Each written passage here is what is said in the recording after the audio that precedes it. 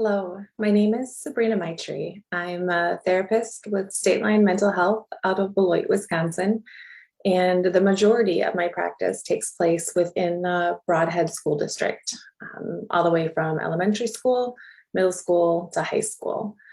So I am here with you today for Project Maria. They asked if I would share a little bit about my thoughts on eating disorders.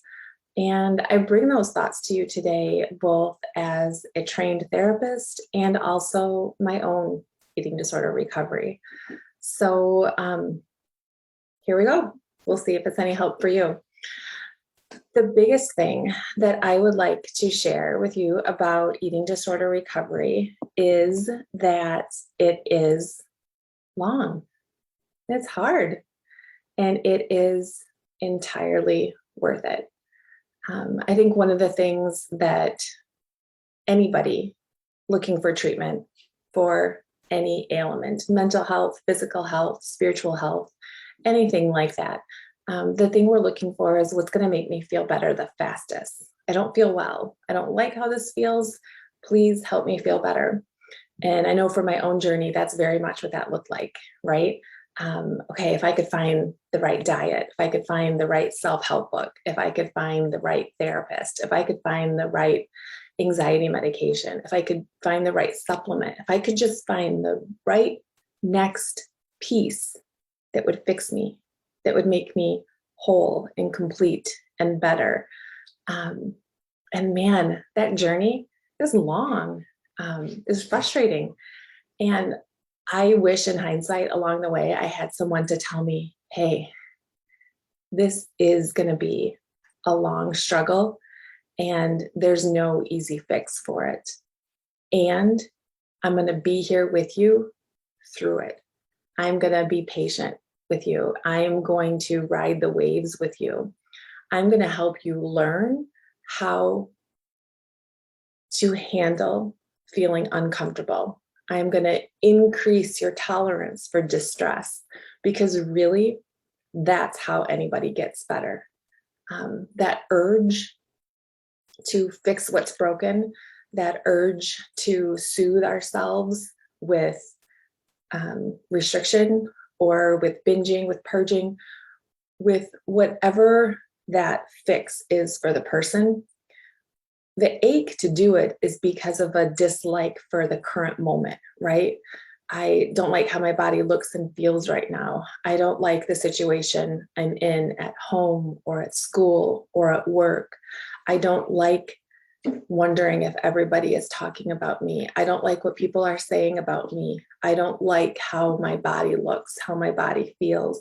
It's that ache to change that moment of distress, right? That's really what things come down to.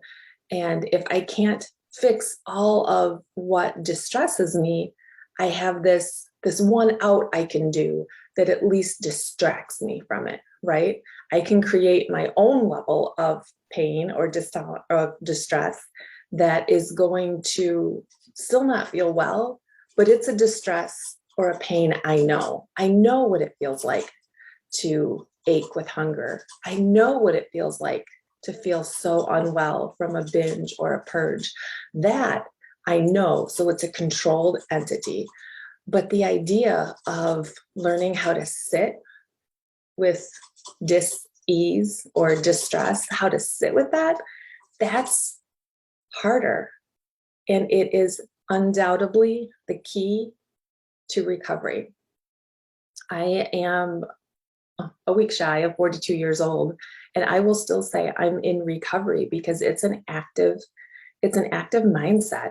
It is actively choosing to sit in the stressful situation. It's actively choosing to be aware of my own inner ache, to squash the anxiety, to shift from this current uncertain situation and binge or purge or whatever that thing is for the person, to do that instead, because that I know, right? Kind of repeating myself a little bit, I guess. But what I want you to know if you are the parent, or you are the spouse, or you are the sibling, or you are the best friend, or the neighbor. If you are touched in some way by the life of someone battling an eating disorder, know that it is a long haul battle. And they simply and truly need to know that you're in it for the long haul. There isn't one thing you can say as a support person that will cure them. It's not a matter of them just learning to eat again. It's a big part, but it's not really the nuts and bolts of it. It's about how they endure the journey of regaining health. And it's an exhausting journey, both for you as the support person and for them as the person in the fight. So don't leave them. Hang tight. Know that there is health. There is recovery in sight. But you have to change the vision of the end game, right? It's not if they just start eating again, they'll be better by Thanksgiving. What does better mean, right?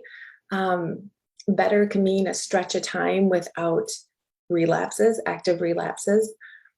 But what if that stretch of time, the person isn't still really living in the moment and learning how to handle distress? Well, then that isn't the actual end game.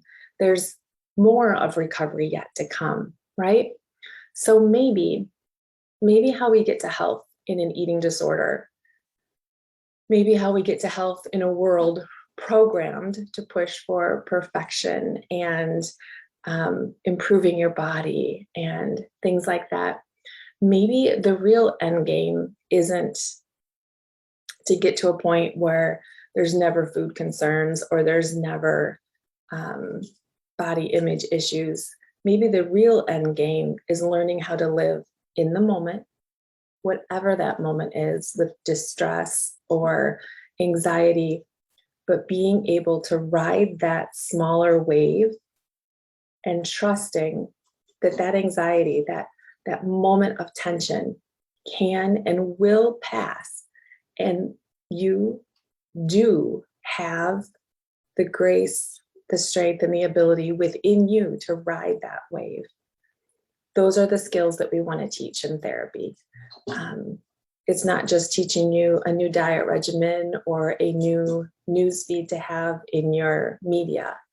It's teaching you how to notice distress and breathe through it, ride the wave. That type of an end game, getting through each moment like that, that's how you recover. And man, I told you it's an exhausting journey, but I also told you it is entirely worth it. And that I give you my word on.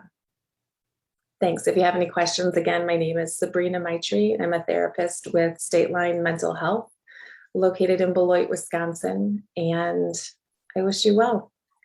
Take care.